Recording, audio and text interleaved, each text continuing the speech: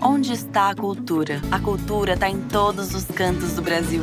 O vídeo do Instituto Cultural Vale mostra diversas pessoas performando atividades culturais, como tocando instrumentos, dançando, visitando museus ou apreciando obras de arte. Mais de 160 municípios. Onde tem cultura, a Vale está. Apoiando e valorizando nossa cultura, crescemos e evoluímos juntos. Gente, muito boa noite. Vamos dar início a mais uma edição do projeto Sempre um Papo aqui em Itabira. Sem mais delongas, queria convidar Fernando Gabeira para vir ao palco. O público aplaude calorosamente a entrada de Fernando Gabeira no palco. O escritor e apresentador Afonso Borges recebe Gabeira. Afonso é um homem branco de cabelos longos e barba grisalhos. Gente, o projeto Sempre um Papo acontece aqui em Itabira já há 3 anos, graças ao patrocínio do Instituto Cultural Vale via Lei Federal de Incentivo à Cultura do Ministério da Cultura, a Lei Rouanet. Além do Sempre um Papo, como vocês sabem, nós fazemos também o Festival Literário Internacional de Itabira, que esse ano entra na 3ª edição e vai se realizar entre 31 de outubro e 5 de novembro. Eu até mudei a data por força de agenda mesmo dos escritores que virão. Eu estava falando com o Marco Antônio ali agora que, pensando bem, já é a 3ª edição, mas, na verdade, eu acho que vai ser a 1ª edição, porque, a exemplo dos outros festivais que eu tenho feito, né, no FLI Araxá e o FLI Paracatu, que vai acontecer a 1ª edição agora, eu vou trazer a Itabira cerca de 50 autores presenciais. É uma novidade em certa medida. Eu parei os autores pararam de viajar durante a pandemia e agora voltamos ao normal. Então, já dou essa boa notícia para vocês todos. E eu gostaria de chamar o Marco aqui para falar algumas palavrinhas. Se puder vir, por favor, Marco. A plateia recebe com aplausos a chegada do prefeito de Itabira, Marco Antônio Lage. Bom, Afonso, como sempre, me pegando de surpresa, né? Boa noite a todos. É mais para dar as boas-vindas de novo ao Afonso, que é esse agente produtor cultural de mais grande relevância aqui de Minas do Brasil e trazendo para nós, em Itabira, aquilo que Itabira merece. Mais poesia, mais literatura, mais escritores, mais pensadores para as nossas reflexões culturais, né? E dar as boas-vindas ao Fernando Gabeira, ele que me influenciou muito, né? O prefeito Marco Antônio Lage é um homem branco, de cabelos escuros e barba grisalha. E continua nos influenciando com seus pensamentos, com suas reportagens, com seu trabalho jornalístico, né? Sempre de ponta. Então, Gabeira, bem-vindo a Itabira, terra do Drummond, né? E que a gente tenha uma noite aqui muito agradável. Muito obrigado.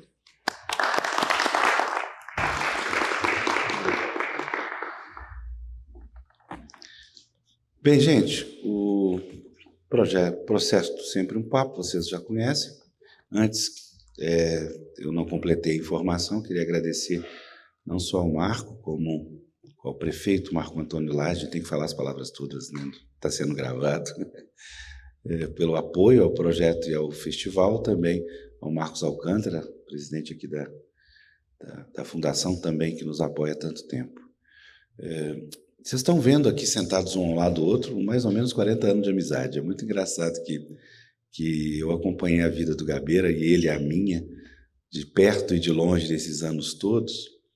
E como o Marco disse, sempre foi uma referência na nossa educação, principalmente de jornalista que somos, mas também como um grande influenciador mesmo, uma pessoa que nos serviu de norte.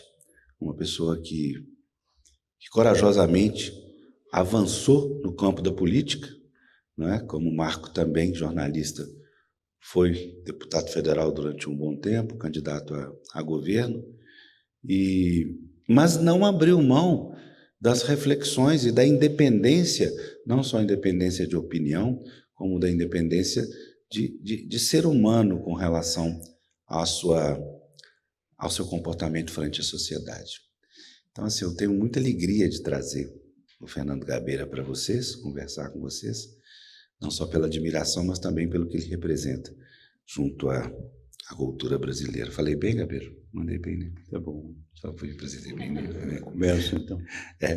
Gabeira vai falar aproximadamente 5 horas, né? Logo depois quem sobreviver pode ir para os autógrafos, sobre um tema proposto, né? Meio ambiente e desigualdade social, mas eu acredito que esse é uma proposta de tema que vai avançar muito além disso. Boa noite, Gabeira. Perfeito. Muito boa noite. A primeira coisa que me preocupa nessas circunstâncias é se vocês estão me ouvindo bem. O convidado é o jornalista Fernando Gabeira.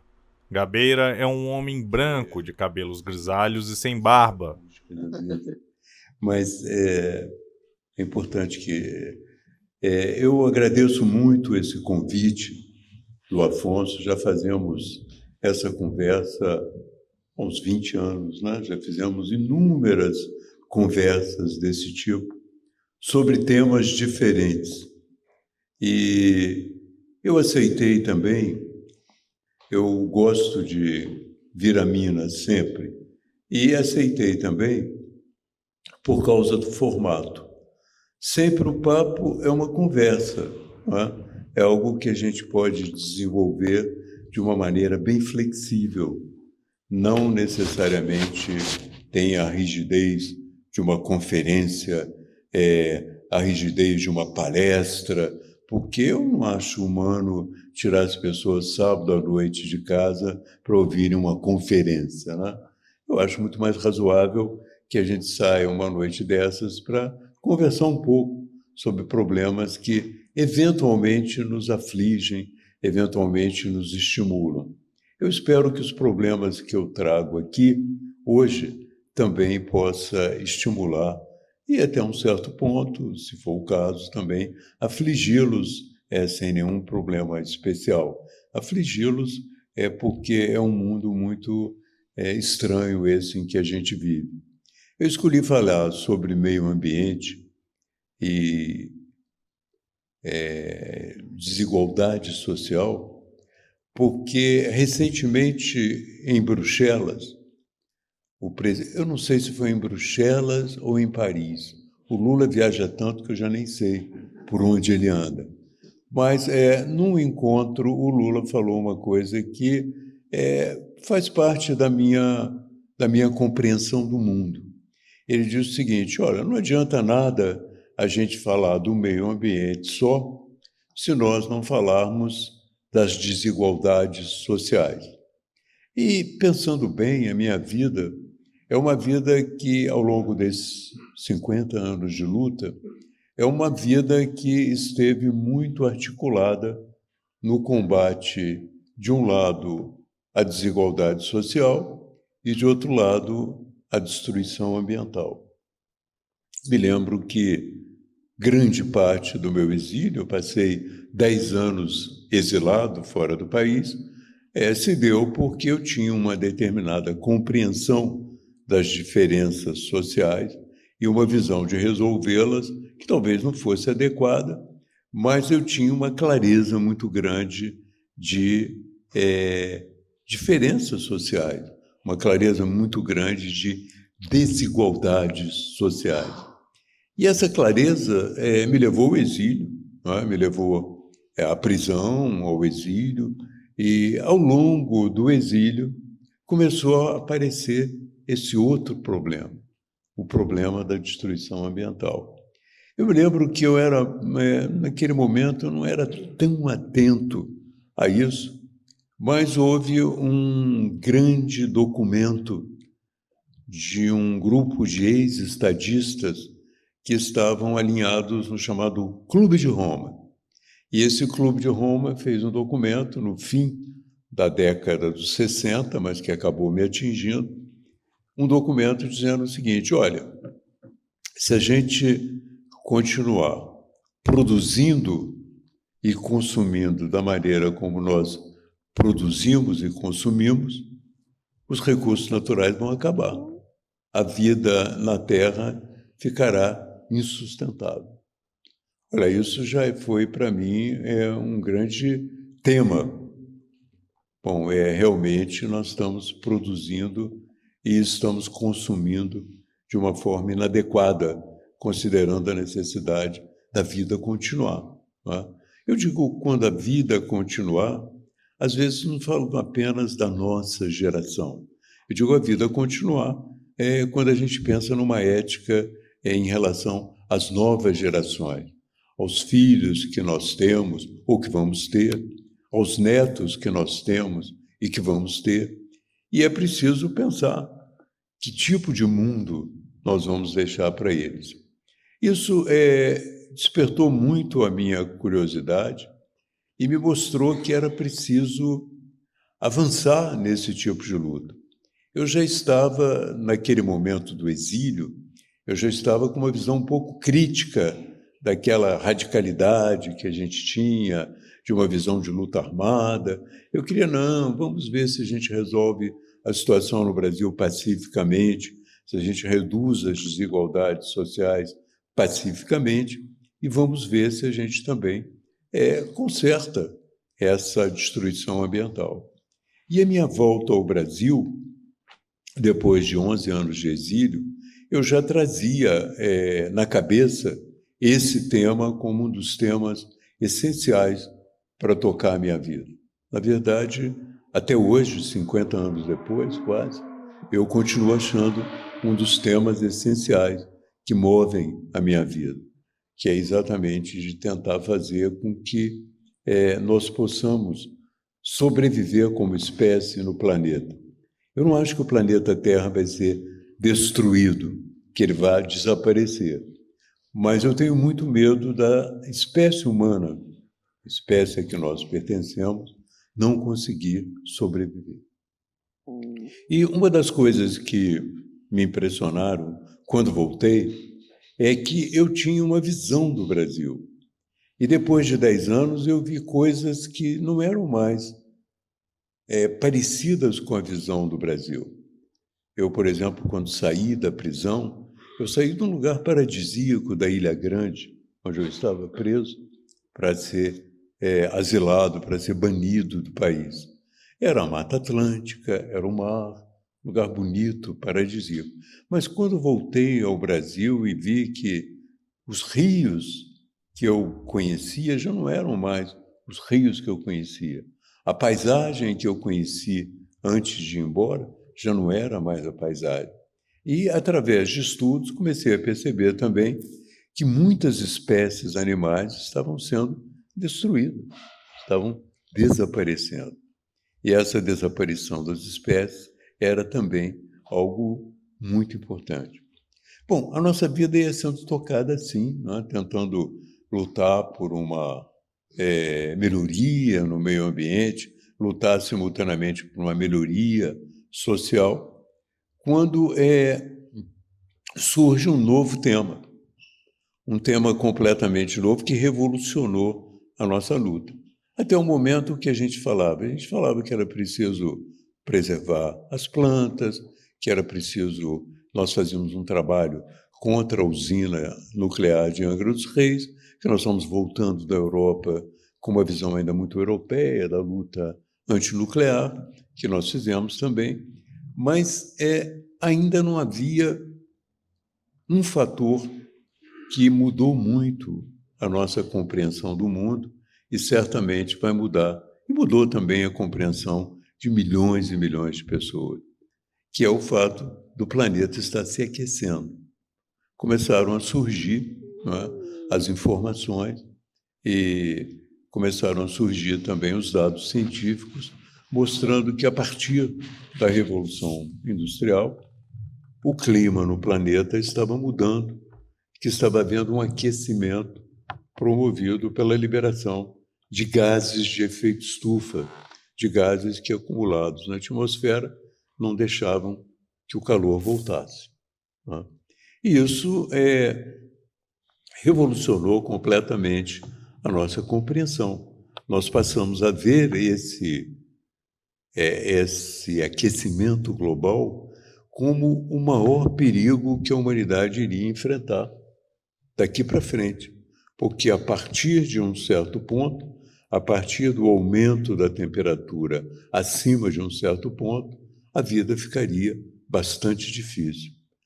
Agora, e para explicar às pessoas essa situação? Aí é muito difícil, né?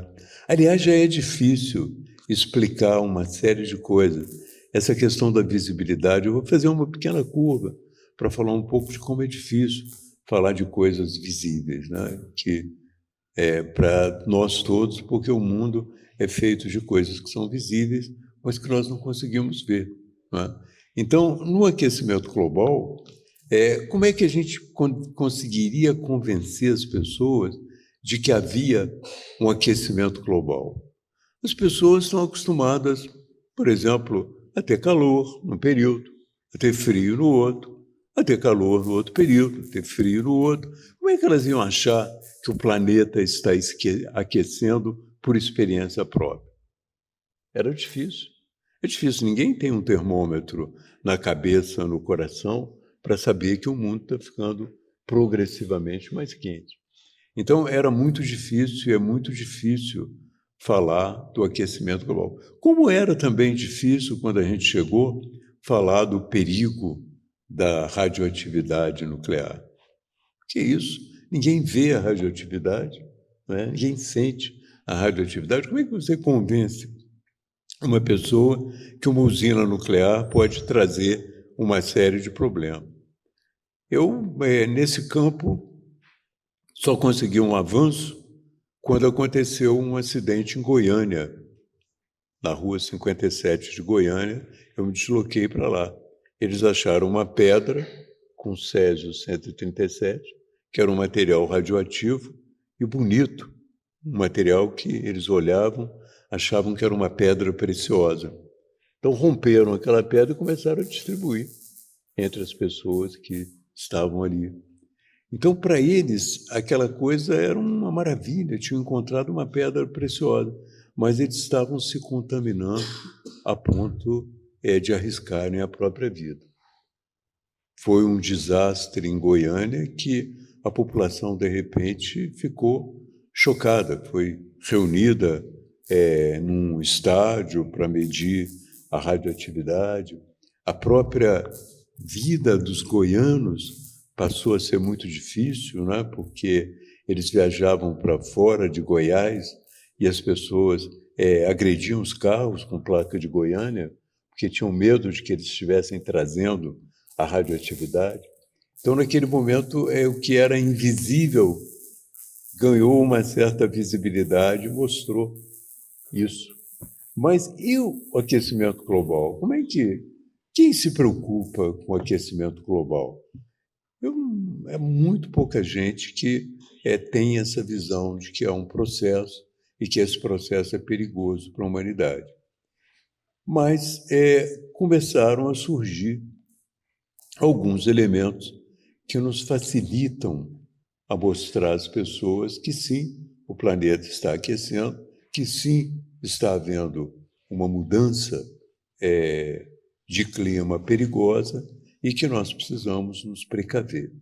É claro que quando eu digo preciso convencer as pessoas, os líderes mundiais já começam a se convencer. Hoje, evidentemente que a questão do aquecimento global é a base do projeto do Biden, é a base do projeto do Macron, o presidente da França, e certamente estará na base do presidente Lula, que vai fazer agora um plano de transição energética, exatamente para tentar ver essas coisas. Mas era muito difícil a gente convencer as pessoas, por exemplo, que o uso intenso da gasolina na grande cidade, que o uso intenso desse modo de transporte, desse combustível, contribuía com o aquecimento global. As pessoas não viam.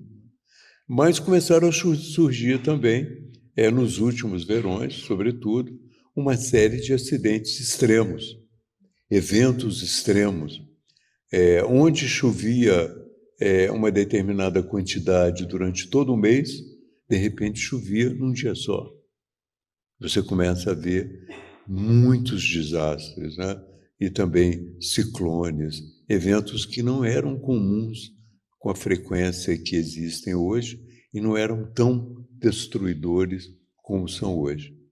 Então, já é uma coisa. O outro fator importante é que o aquecimento global também ele começa progressivamente a degelar as geleiras do mundo.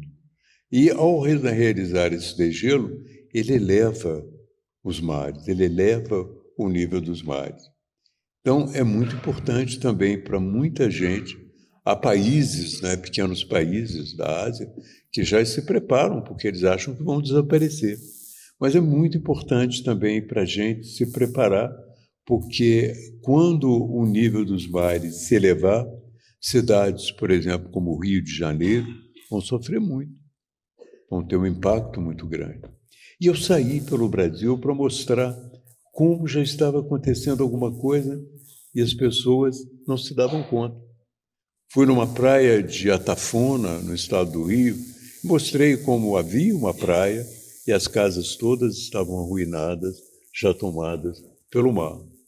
Fui a Santa Catarina, mostrei esse processo também, e fui em outros lugares mostrando progressivamente o avanço do mar, sobretudo em 3 praias, lá de Recife, em Paulista, em Jaboatão e a Praia da Boa Viagem, em Recife, como o mar estava avançando, e os prefeitos construindo mais calçadas, mas daqui a pouco o mar vinha e levava as calçadas. Eu até, quando era deputado, fiquei muito preocupado com isso. Pensei, vamos fazer alguma coisa. E eu não sabia o que fazer. Eu não sabia o que fazer para deter o nível do mar. Falei, mas a gente vai ter que aprender com o mar mais alto. Aí eu sugeri aos pernambucanos que fizessem uma pesquisa e procurassem os holandeses, que são especialistas em se defender do mar. E como os holandeses já tinham sido colonizadores em Pernambuco, havia uma relação histórica entre eles, eu sugeri que fizessem também um projeto para ver como eles se defendem do mar. Alguma coisa já está sendo feita. Recentemente eu fui em Paulista e vi que eles já fizeram um avanço no mar. Também fui a outros lugares do Brasil, né, onde já estão tentando construir praias por causa do avanço do mar.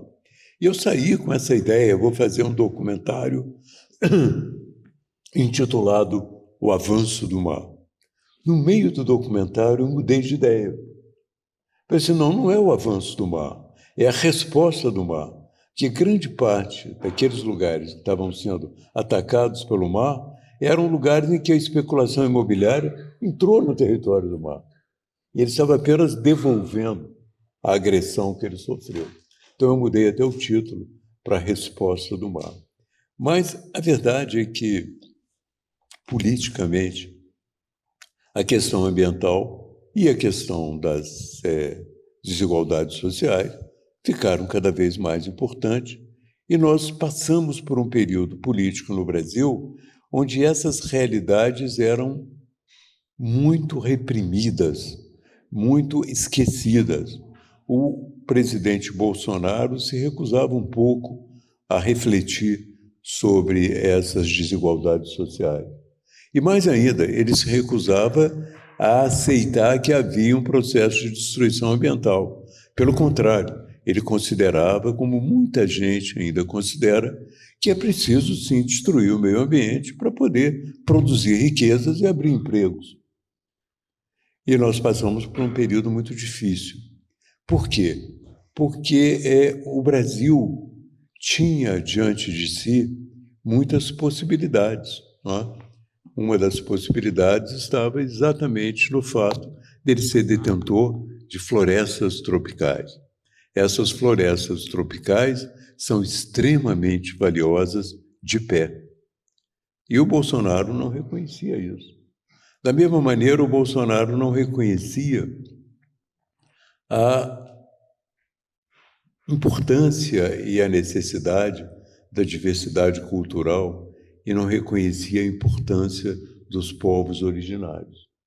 A reflexão que ele tinha, e que alguns generais com os quais eu já visitei, os Yanomamis têm, é de que os índios são muito pobres, que eles precisam se integrar na sociedade branca para viver como os brancos. É preciso que eles tenham roupas como nós temos, é preciso que eles tenham carros como nós temos, é preciso que eles desapareçam como civilização própria e se integrem na nossa. Isso foi muito difícil para o Brasil, em primeiro lugar, porque o mundo inteiro está sabendo da importância da Amazônia. Para que vocês tenham ideia, uma árvore, eu passei por uma árvore na Amazônia que tinha 1.400 anos. Essa árvore sozinha, ela retém carbono no subsolo, ela retém uma quantidade de carbono no subsolo que corresponde ao consumo e à emissão de 4.000 pessoas por ano. Quer dizer, cada árvore dessas tem um grande valor no sentido de reduzir as emissões de carbono e, portanto, evitar que o aquecimento global prossiga. Então, começaram essas mudanças no Brasil e hoje a gente tem, pelo menos, um país onde a gente pode colocar esses temas de uma forma mais aberta e mais tranquila. A desigualdade social, que hoje é combatida por uma série de políticas sociais, inclusive a Bolsa Família, né? E a questão ecológica, a Amazônia, que o Brasil passou a assumir como sua riqueza, passou a se considerar uma potência ambiental e apresenta para o mundo essa nova imagem. Não, os problemas não estão todos resolvidos, entende? Mas, de qualquer maneira, mudamos o discurso e ficou um pouco mais tranquilo. E ficou mais tranquilo também porque essa questão ambiental foi entrando na cabeça das pessoas. Eu acho que as crianças nos ajudaram muito. As crianças foram as que compreenderam mais rapidamente esse processo. Mas essa questão ambiental entrou de tal maneira na cabeça das empresas que elas criaram uma espécie de uma governança social e ecológica, uma forma de se comportar que tinha uma responsabilidade ecológica como elemento fundamental. E os próprios fundos de pensão, que têm milhões e milhões de dólares, bilhões de dólares, e que investem no mundo inteiro, deixaram e passaram a não querer investir mais no Brasil, porque o Brasil não estava respeitando o meio ambiente. As grandes empresas já não queriam também mais investir no Brasil, que o Brasil estava destruindo o meio ambiente. Sem contar outros fatores ligados às disparidades sociais que as pessoas não veem, mas que são evidentes e atrasam muito a nossa vida, inclusive atrasam muito a nossa vida no que ela depender do olhar do mundo que se relaciona conosco. Eu te falei hoje no caminho, Afonso, eu fiz um trabalho sobre esses homens que andam pela estrada, né? Os andarilhos.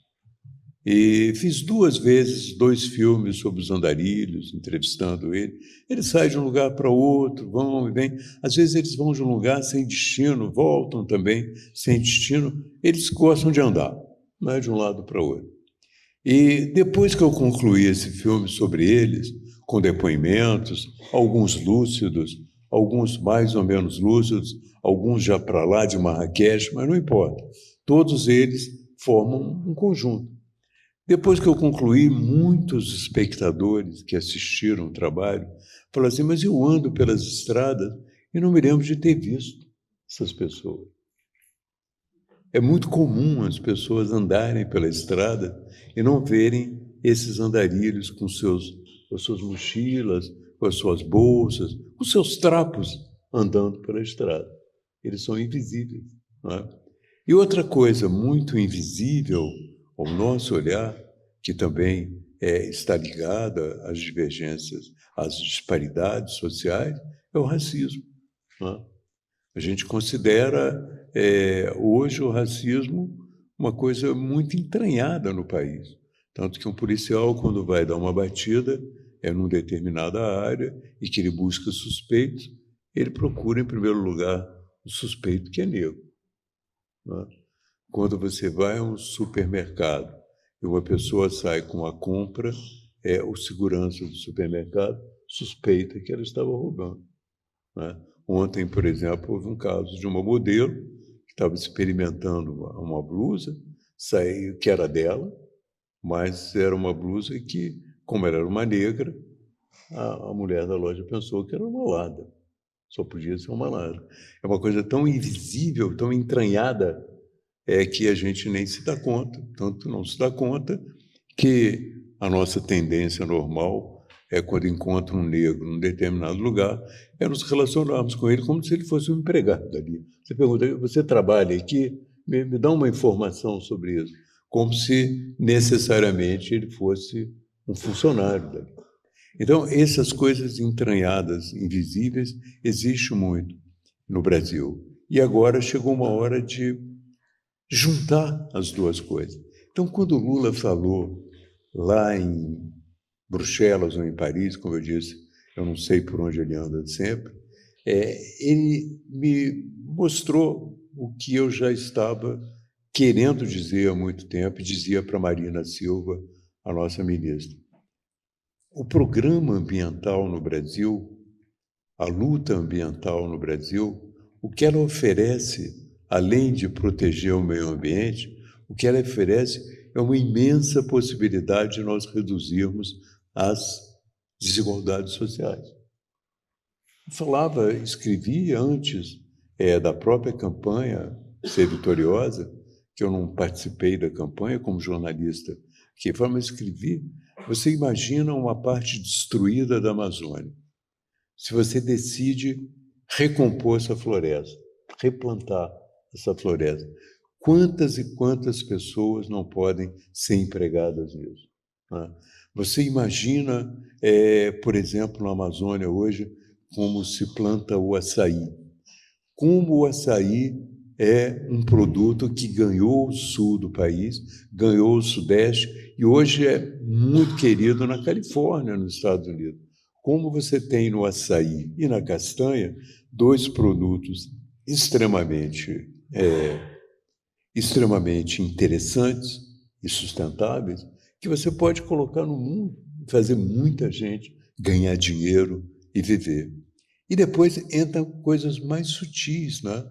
Ciência, a combinação da ciência com os mistérios da floresta vai descobrir muita coisa, vai descobrir muito remédio.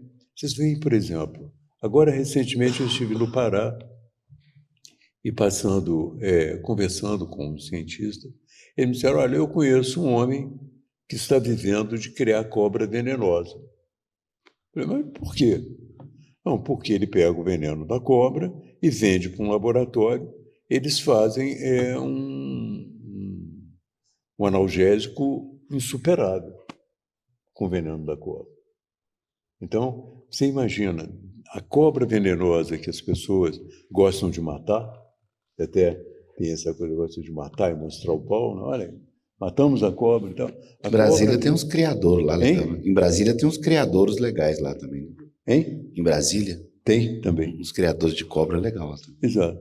Quer dizer, isso mostra como nós começamos a descobrir, ao longo desses 50 anos, como os dois problemas se encontram e se harmonizam. Como os programas ambientais, como a proteção da floresta, como a combinação da ciência com o mato, como isso vai trazer novas possibilidades. E como novos empregos também vão surgir em outras áreas, que são áreas voltadas para a proteção. Eu lembro, por exemplo, na Amazônia, essa última viagem que eu fiz, eu falei com algumas mulheres numa área de uma estrada que é uma grande plantação de soja. E a plantação de soja acabou destruindo grande parte das abelhas. E hoje existem muitas mulheres com a ajuda de ONGs e tal, que fazem as suas criações de abelha. De repente, a criação de abelha passou a ser um fator importantíssimo também, que deveria ser estimulado. Por quê? Porque você estimula as pessoas a produzirem abelha, elas vivem do mel, e as abelhas crescendo e se reproduzindo, e às vezes até escapando para a mata, elas continuam a polinização. Quer dizer, elas garantem que a floresta vai continuar, de alguma maneira, através delas, existindo também.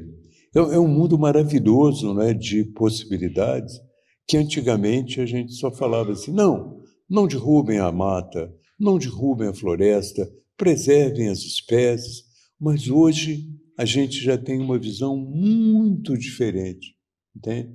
Uma visão muito mais clara, assim, não só preservem, mas como procurem ver como isso vai melhorar as nossas condições de vida. Então, felizmente, né, no passado, em primeiro lugar, era preciso falar para as pessoas que não viam. Era difícil você dizer, olha, isso está acontecendo, porque são fenômenos que não têm assim, a visibilidade clara.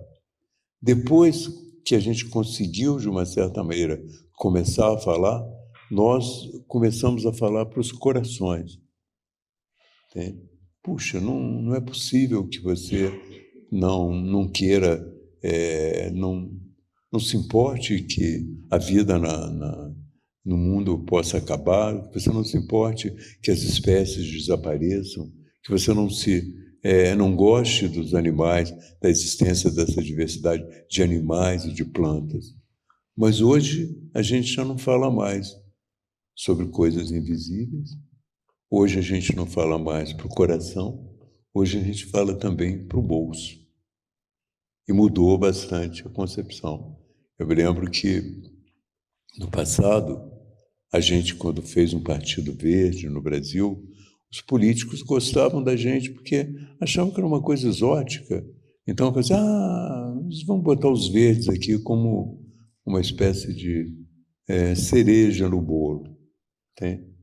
E hoje as coisas mudaram completamente no mundo. Hoje a base do programa do Biden é a questão ambiental. A base do problema na França é a questão ambiental. E a base do problema do programa do Lula, quando ele tiver um programa, porque até o momento ele ainda não tem um programa, certamente vai ser essa transição energética e a questão ambiental.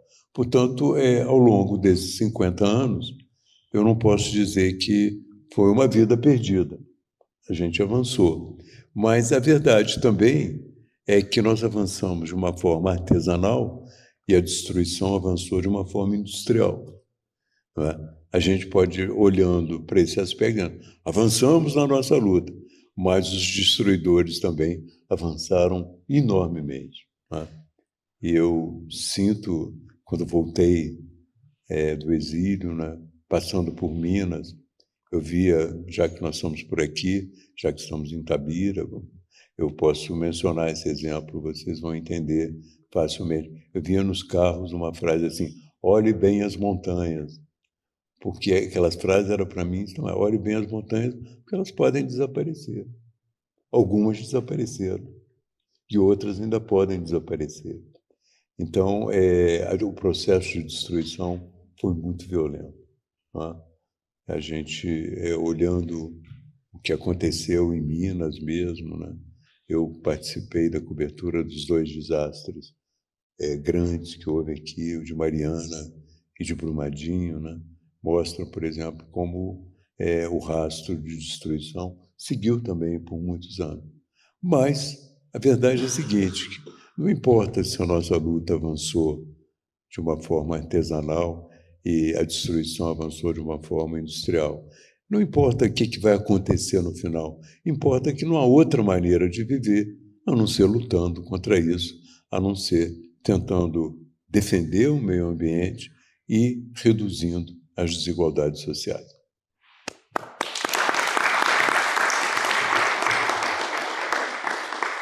É engraçado, né? Eu que li Gabeira a vida inteira, como tanta coisa que você escreveu há 30 anos, né? de uma certa forma, está sendo repetida, né? Essa questão do meio ambiente como ambiente interior, né? Uma coisa que você também sempre disse, está sendo dita agora como se sempre tivesse sido dita, e não é verdade. Não é verdade. Há uma mentalidade que está se formando, muito pelas crianças. Eu acho que essa é uma geração que vê a destruição, a importância da destruição ser combatida quando acontece o desastre. Quando acontece o desastre. Até lá, vamos continuar tocando a destruição, né? Mas eu queria te levantar 2 pontinhos aqui na nossa conversa. Primeiro, que eu gostaria, na nossa viagem, a gente falou muito sobre o oceano. Isso. E o oceano é um assunto que toca muito a Gabeira por causa da filha, né? Por causa da Maia, que era surfista. Bem, essa é a primeira, depois eu faço a segunda. Olha, na verdade, essa dimensão do oceano surgiu como um dado importante na nossa sobrevivência mais recentemente. Eu me lembro que uma das COPs, uma COP talvez umas 4 ou 5 COPs atrás, que era a Conferência das Partes das Nações Unidas, se introduziu a questão dos oceanos. E os australianos deram um passo adiante, protegendo um pouco melhor a costa deles, sobretudo protegendo os corais. Os corais são uma grande riqueza, né? E os corais, com o processo de poluição, estão embranquecendo. E esse embranquecimento dos corais significa uma perda muito grande para a vida marinha, né? Para os peixes e tal. E nós começamos a ver os oceanos como algo importante, sobretudo porque os seres humanos transformaram os oceanos numa cloaca. Jogam tudo lá. E jogam uma quantidade de plástico tão grande que hoje você, às vezes, pega um peixe morto, faz a biópsia, você encontra partículas minúsculas de plástico dentro do corpo desse peixe. O que significa que nós estamos comendo também partículas minúsculas de plástico que nós jogamos no oceano. Além disso, existe também a pesca predatória. Há cerca de um mês, nós conseguimos fazer com que vigorasse uma lei no Rio Grande do Sul proibindo a pesca de arrasto. Porque essa pesca de arrasto era uma coisa horrível. Eles vinham com a rede, pegavam tudo que tinha. E o que não interessava a eles, jogavam fora como... lixo mesmo, como lixo. Um lixo. Entende? Que era uma vida marinha. Então, os pescadores artesanais se movimentaram, eu consegui me movimentar também, o Supremo garantiu que esse tipo de pesca será proibida no Rio Grande do Sul, conforme existe uma lei lá. Agora, o que me impressionou muito sobre os oceanos, sabe que os oceanos têm as correntes marinhas, que estão sempre vindo e voltando. É que numa uma conferência em Glasgow, os principais cientistas afirmaram o seguinte: olha, o aquecimento dos oceanos pode provocar mudanças nas correntes marinhas e, quando isso acontecer, o processo de aquecimento é irreversível. Significa que nós chegamos ao ponto de não retorno. Isso também é muito importante, sem contar aquilo que eu mencionei, que é a elevação do nível dos mares.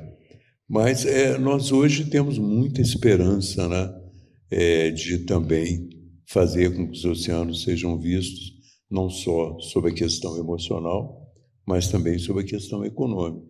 Tanto que surgiu um campo, que a Marinha até já fez debate sobre ele, chamado Economia Azul. Como nós podemos também retirar dos oceanos grandes e importantes recursos. As algas marinhas, por exemplo, elas são uma garantia de proteína que pode dar aos vegetarianos uma forma de não desequilibrarem a sua dieta, não é? A minha filha mesmo fez uma pequena empresa utilizando algas lá do Ceará, que as mulheres eles cultivam e colhem algas do Ceará, e ela produz sabonete, uma série de produtos de beleza também, protetor solar, sobretudo, com essa fórmula das algas. Ô Maia, se estiver assistindo, a gente está fazendo merchan, viu? Se, imagina, né? Se as algas já servem para isso, você imagina a quantidade de possibilidades que existem no mar para você avançar. Sem contar as fazendas marinhas também, que hoje já surgem, que podem... Eu já vi ali em Angra dos Reis uma criação sustentável de vieiras. Vieiras é um fruto do mar extremamente gostoso, extremamente sofisticado. Mas já existem fazendas marinhas, enfim, o mar começa a ser visto também de outra maneira. Apesar de que hoje a gente ainda tem, não é? Primeiro, tem essa sujeira toda. Segundo, que na nossa costa, ela não é bem protegida. E, às vezes, você tem muitos navios coreanos que são navios fábricas. Eles pescam e já tem uma fábrica, o peixe sai enlatado dali. Você não tem nenhum controle. Eles fazem tudo em alto mar, entende? E a Marinha precisa um certo estímulo e uma certa grana também para poder proteger a nossa costa, as nossas águas territoriais e não deixar que isso aconteça, né? Mas é também um campo aberto. Eu espero que a minha filha pretende dedicar a vida dela a isso. Agora, recentemente, ela fez uma fala em Roma sobre esse tema e é embaixadora da Unesco para os oceanos. Então eu disse para ela, olha, eu fui com a Terra até onde pôde, vou morrer logo, você leva os oceanos até onde puder também. Agora eu queria que você falasse um pouquinho de literatura, né? Eu posso estar errado, mas um dos seus eixos mais interessantes da sua vida é a literatura, né? É minha paixão, né? Aliás, eu estou aqui pela segunda vez. Eu vim aqui uma vez fazer um filme sobre o Drummond, um filmezinho amador, porque o Drummond sempre foi uma grande inspiração para mim. Eu gostava muito da poesia dele, gosto até hoje da poesia dele, tenho em casa e sempre achei que ele era um dos grandes nomes da poesia brasileira. Então eu vim aqui muito por causa dele. E quando garoto, a minha intenção era ser escritor, né? A minha intenção era ser escritor. Acontece que ser escritor não dava, assim, maneira de sobrevivência. Então o jornalismo passou a ser um atalho, uma forma de sobreviver enquanto você escrevia. Eu nunca tive, ao longo do meu trabalho jornalístico, que foi muito intenso, a possibilidade de escrever um livro. Comecei a escrever depois do exílio e agora também continuo com a mesma dependência do trabalho para sobreviver e nos fins de semana me dedico à literatura. Eu era apaixonado pelos escritores, os contistas americanos, né, na minha juventude. Aliás, para dizer a verdade, a literatura entrou na minha vida de uma forma até mais erótica. Eu gostava de ler alguns livros que falavam de sexo, ainda de uma forma muito distante, mas era uma maneira, a presença de Anitta, diziam que tinha alguma coisa ali que valia a pena, então a gente lia. Mas eu comecei, quando garoto já, eu era apaixonado por uma revista chamada Revista Senhor, que era uma revista altamente intelectualizada. E foi ali que eu conheci, por exemplo, a novela do Jorge Amado, A Morte de Quincas Berro d'Água, foi publicada pela primeira vez ali. Os contos da Clarice Lispector foram publicados ali também pela primeira vez. Então, simultaneamente eu ia tocando essa vida pela literatura, amando a literatura e o jornalismo, até que entrei na política. Quando entrei na política, começou a haver também alguns problemas, porque havia uns políticos que eu dizia, eles diziam assim, quais são os seus 2 escritores preferidos naquele momento no Brasil? Diz, olha, um é o Guimarães Rosa, o outro é a Clarice, mas eles são alienados, eles não fazem Então, quando entrei na política e comecei a viver na política, era importante manter a literatura como uma espécie de segredo, uma coisa minha, porque eu não queria muito discutir com quem não alcançava a dimensão da literatura e reduzia uma questão de se é ou não favorável à esquerda ou à direita, entende? Eu não tenho esse preconceito, né? Tanto que durante a pandemia eu li um autor que é um autor considerado de direita, eu sabia que ele era considerado de direita, sabia que ele foi um grande adversário até do peronismo, sabia que ele tem visão conservadora, que é o Jorge Luis Borges. Mas eu li a obra completa dele durante a pandemia e, olha, eu não sou extremamente agradecido por ter encontrado uma inteligência como a dele, entende? Então, eu acho que a literatura ela é uma coisa impressionante.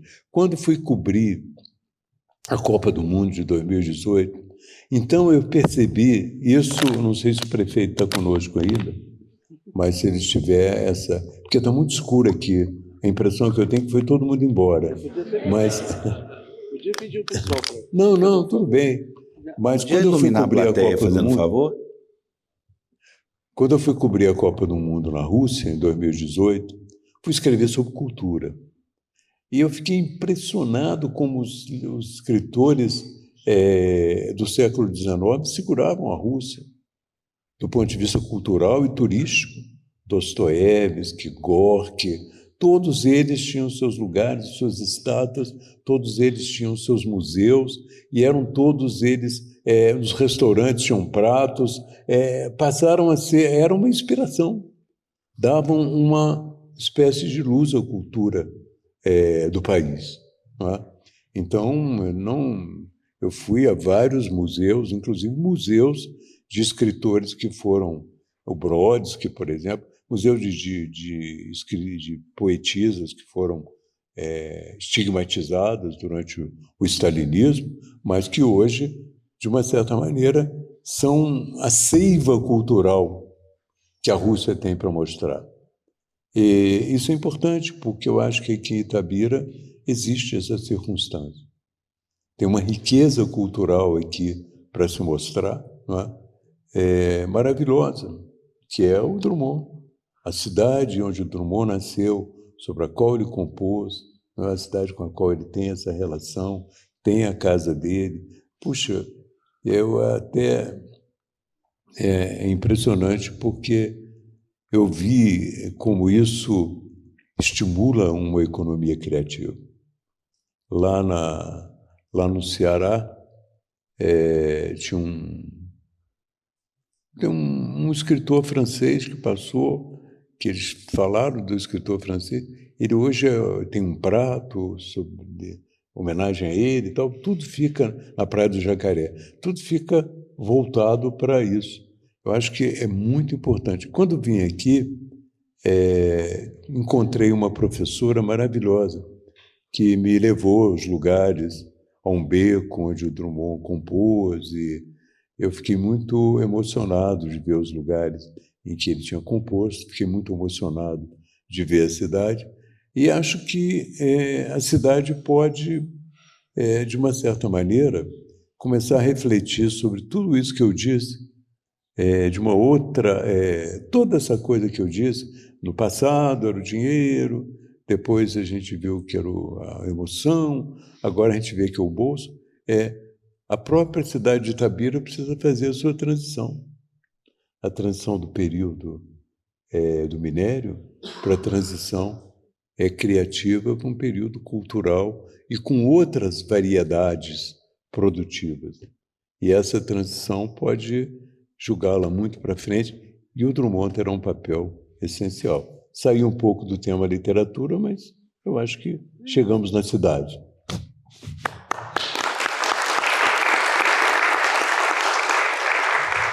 Alguma pergunta, gente? Tem ali um microfone que tem que ir até ali. Eu tenho que ir até o microfone. Só uma pergunta técnica aqui. Como é que é o moço que está trabalhando com Esdras aí? Na hora que ele diminuiu a luz, prejudicou a gravação? Não. Valeu. É porque está sendo gravado, então desde já eu peço autorização de imagem para vocês, caso alguém queira processar, alguém processa aquele moço que está atrás da câmera ali, eu não, tá? Porque eu não tenho nada com isso. E daqui uma semana, mais ou menos, assim que a gente colocar as libras, vai ao ar no YouTube do Sempre um Papo. Está sendo gravado? Tá. Então, o nome da professora é Dadá, eu acho que é Dadá. É, o Marco, qual que é? Dadá Lacerda, não? Dadá Lacerda, Então, que faleceu há pouco, né? É bom fazer essa homenagem a ela, porque ela cuidava bem da obra dele. Boa. Quem quiser levantar, por favor, e até o microfone. É baratinho, custa R$10.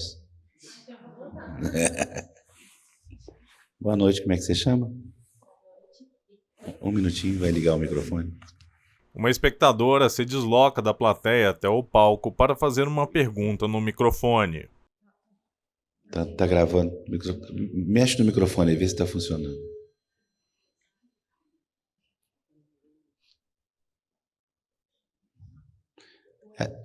A gente faz de propósito para criar essa tensão mesmo natural na hora.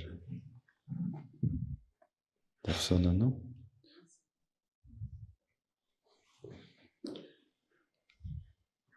Bem, pode fazer a pergunta, então. Dá para ver.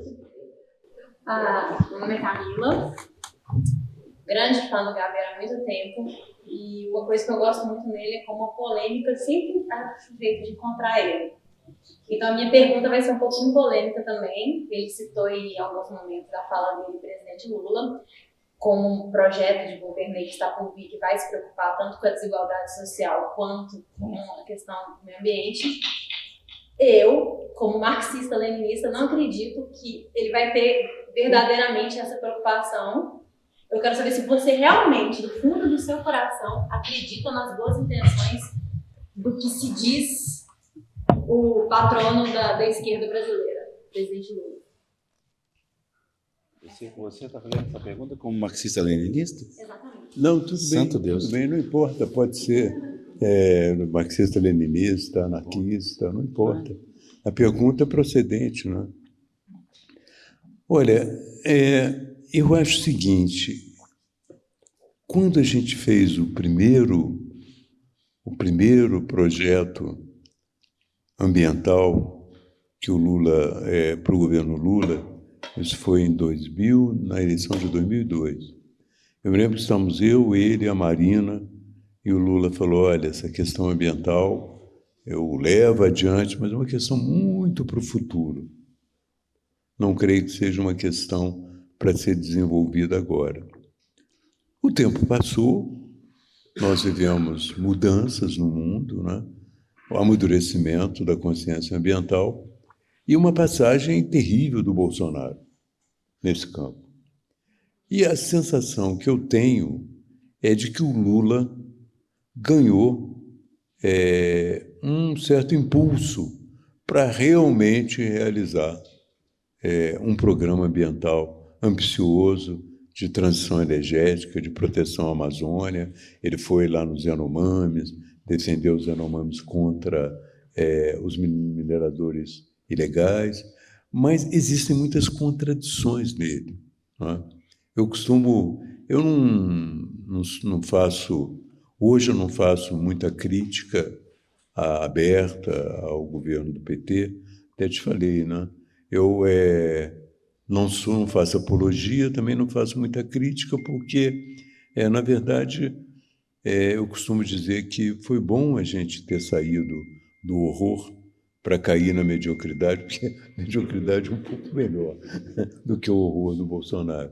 Mas o que eu acho é que, apesar do Lula ter falado todas essas coisas, estou falando ainda do meio ambiente, depois vamos para a desigualdade social. Apesar dele ter falado tudo isso, ele ainda tem algumas contradições nos atos dele difíceis de serem explicadas. Uma delas é essa que eu condenei abertamente, que foi o financiamento de chamados carros populares, que na verdade são carros de R$80 mil, e que não é lógico para mim, não é razoável você pegar R$500 milhões para financiar pessoas da alta classe média para comprarem um carro de 80, 100 mil reais.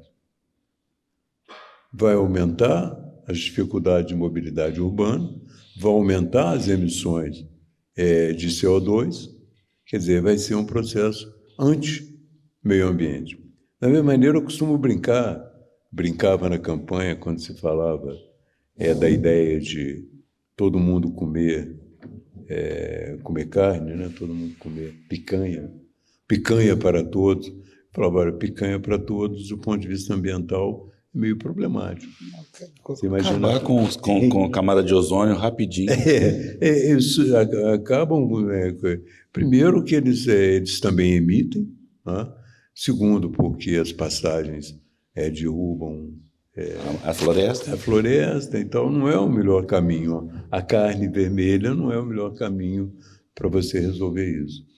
Mas eu acho que até o momento ele fala agora em apresentar um plano de transição energética.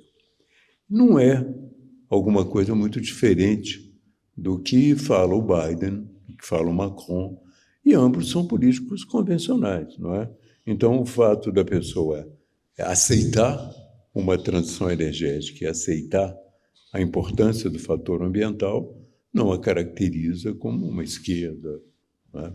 Agora, quanto à desigualdade social, eu acho que está havendo hoje uma discussão que me intrigou um pouco quando eu ouvi na televisão, por um repórter. É o seguinte, que havia, dentro do governo PT, uma discussão sobre a Bolsa Família. Dizia-se que o atual ministro era favorável à Bolsa Família, mas era favorável a criar uma porta de saída. E que ele estava sendo criticado por isso. E aí eu pensei, será que é realmente... Aí eu não quero nem entrar no campo puro do marxismo-leninismo, mas será que a ideia de manter as pessoas dependentes de uma Bolsa Família para sempre é melhor? Ou o melhor seria estimular que elas produzissem e ganhassem o próprio dinheiro e ganhassem uma independência a respeito do Estado? Então, há muitas contradições. Eu não posso responder a sua pergunta claramente. A gente vai vivendo dentro das contradições, mas, infelizmente, a realidade é assim, ela é muito contraditória. Você, como marxista-leninista, vai aceitar pelo menos essa última frase, de que a realidade é muito contraditória. Eu aceito e agradeço. Próxima pergunta. Inclusive porque a Bolsa Família foi criada para acabar com a extrema pobreza. Se as iniciativas econômicas derem certo e a extrema pobreza acabar em certa medida, não precisa mais do Bolsa Família. É uma lógica, né? Mas aí você perde uma base eleitoral grande. Aí, como é que é a realidade? É a realidade. Oi, quem é? Boa noite, como é que você chama? Meu nome é Getúlio Guerra. O homem se aproxima do palco para fazer a pergunta. Eu gostaria de fazer uma pergunta para o Gabeira. É o seguinte, nós estamos vivendo num mundo muito polarizado entre esquerda e direita.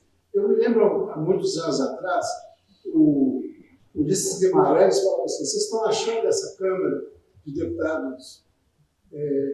Pode entregar o microfone para ele, isso. Ok, obrigado. Vocês estão achando essa Câmara ruim? Vocês vão ver as próximas.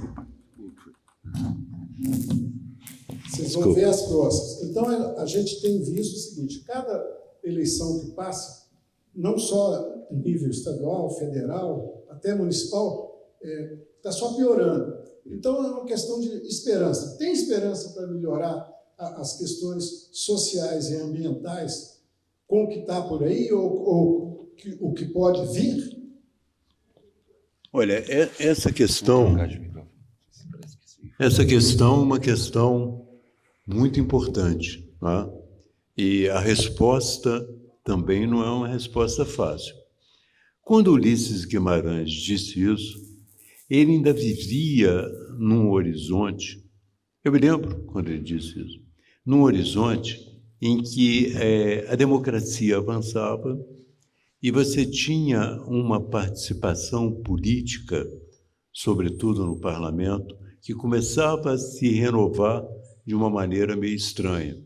Eram os radialistas que faziam programas sobre violência urbana, que começavam a ganhar espaço. Então,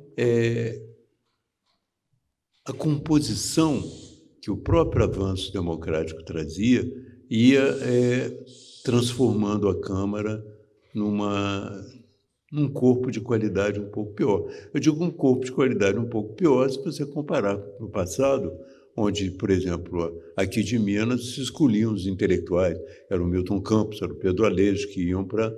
Quer dizer, cada um que ia era uma pessoa com um cabedal político e teórico muito grande. Agora já não era mais isso.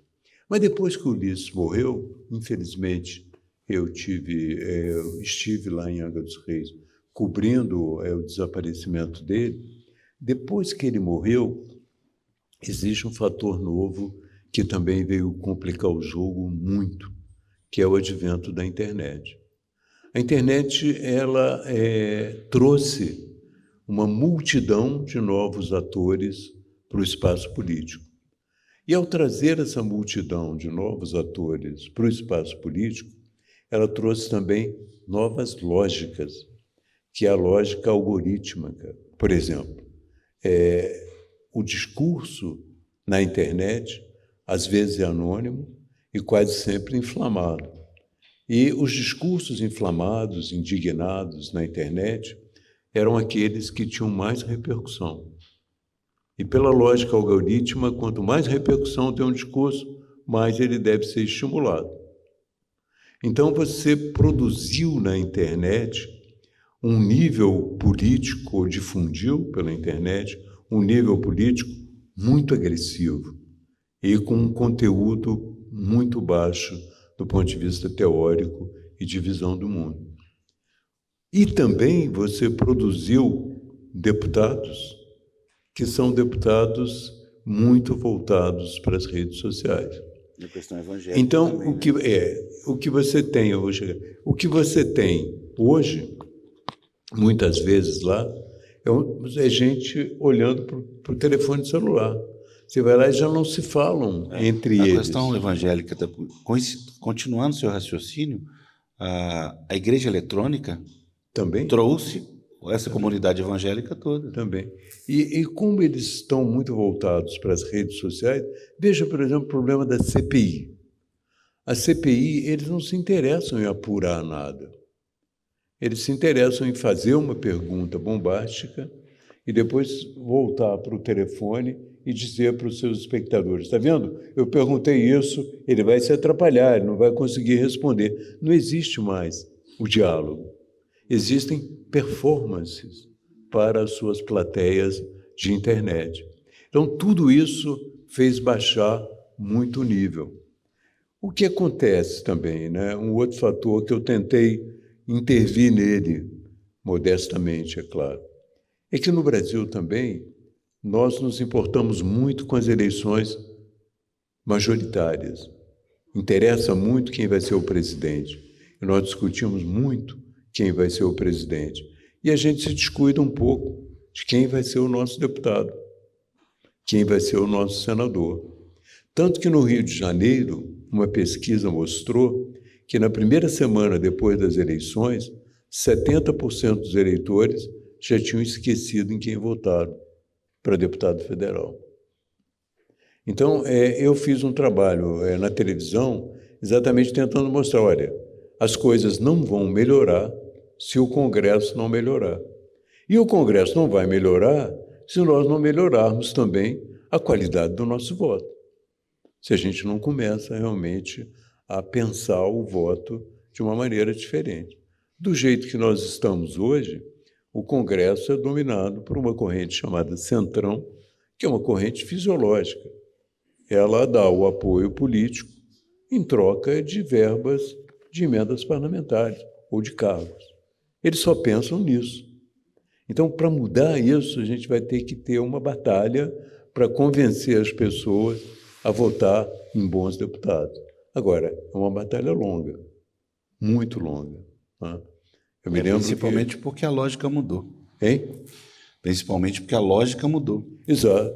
Agora, o que salvaria, né, o que no meu tempo eu procurei trabalhar, foi criar um pequeno grupo que tentava se antepor a essa decadência. E a gente fazia muitas mexidas lá dentro. A gente se apoiava na opinião pública. Então, é um grupo que tinha o apoio da opinião pública e tentava manter as coisas mais ou menos, quer dizer, inibir um pouco o processo fisiológico. Mas hoje nem isso existe. Então, a gente vai ter que trabalhar muito para melhorar a qualidade desse grupo político, desse corpo político, que depende do nosso trabalho, mas depende de fatores também que transcendem um pouco ao nosso esforço próprio, que é a melhoria da educação no Brasil, uma série de coisas que fará com que as pessoas passem a ver a representação política como algo muito importante e que elas têm responsabilidade no momento em que escolhem. Beleza, gente. Quero agradecer a todos, todas, e pedir o Gabeira para falar as palavras de encerramento aqui desse evento, não sem antes agradecer novamente ao Marcos Alcântara, a Prefeitura e ao Instituto Cultural Vale por viabilizar o projeto Sempre um Papo e o FLI Itabira. Muito obrigado a vocês por terem saído da noite de sábado para ouvir o Gabeira e até a próxima.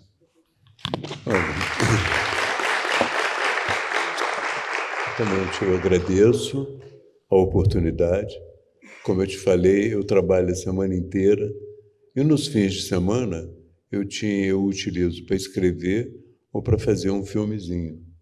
Mas esse fim de semana eu falei assim, eu vou a Itabira, gostaria de ir lá, falar um pouco com as pessoas.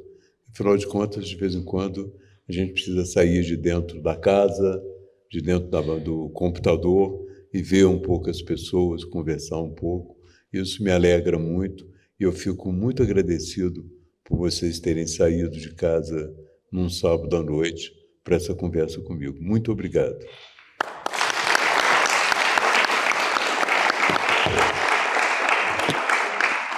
Gente, quem quiser, o Gabeira está lá na livraria, né, autografando. O público se levanta e se desloca em direção à livraria para a sessão de autógrafos com Gabeira.